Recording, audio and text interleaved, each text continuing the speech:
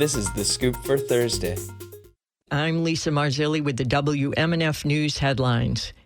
A Florida man convicted of killing his estranged wife's sister and parents was put to death last night in what was a record 12th execution in the state this year.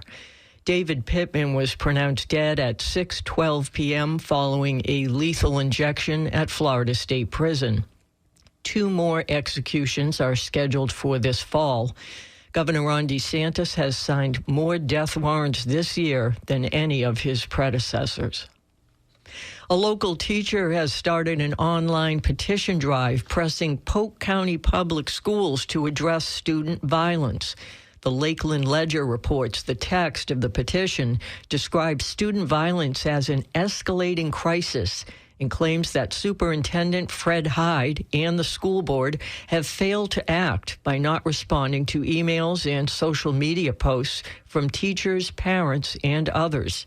The petition on change.org has attracted over 500 signatures as of Tuesday and calls on Hyde and the school board to take immediate and decisive action to protect teachers, staff, and students from the growing crisis of student threats and violence in our schools.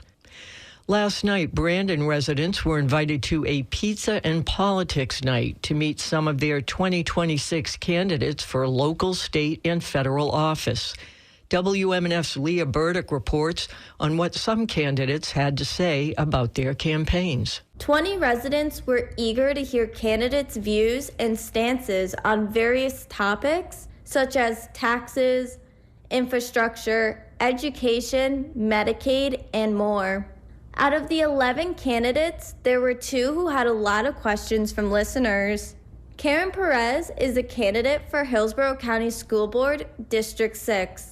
We have a lot of intergenerational families here in Hillsborough County, but the main thing that I ran on and will continue to be the drum on is our mental health for our students and how we really need to continue to fund our mental health in our clinics, in the community, but also bring those dollars to our school. Some questions asked were about book bans, teacher pay, and the decrease in students attending public schools.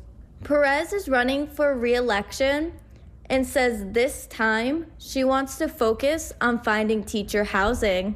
Robert People is the candidate for U.S. Congress District 15.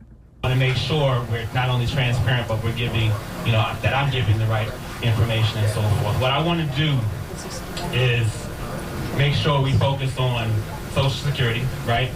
People says he wants to be as proactive as possible by returning to Florida every quarter to host town halls. To learn more about these candidates and who else was at Pizza and Politics, visit WMNF.org. For WMNF News, I'm Leah Burdick in Brandon. Future engineering breakthroughs may be inspired by an unlikely source, the tongues of salamanders and chameleons. WMNF's Chris Young reports on a new study from the University of South Florida on what humans can learn from the animal's nature. Salamanders and chameleons are 2 different classes of animals living in very different habitats. This study is the first to reveal that they use the same mechanism to propel their tongues at lightning-fast speeds. They can quickly launch their tongue, grab the prey, pull the prey back to their mouth within the time of your eye blink. Yu Zhang is a postdoctoral researcher in USF's Department of Integrative Biology. He says his findings can have practical applications. He says their slingshot method could inspire devices that could clear blood clots, retrieve objects from collapsed buildings, or even debris from outer space. All these scenarios require urgent retrieval of an object, sometimes without human interference. So that's where a potential device that mimics the ballistic tongues can fill the gap. In addition to these breakthroughs, Zhang also hopes his research will bring a bigger appreciation towards wildlife. Chris Young, WMNF News. It's going to be mostly sunny today with a high of 90 and a slight chance for an afternoon shower. Lows tonight will be in the mid-70s, and the same forecast is on tap for Friday. I'm Lisa Marzilli with the WMNF News headlines. This is The Scoop, recorded at WMNF Tampa.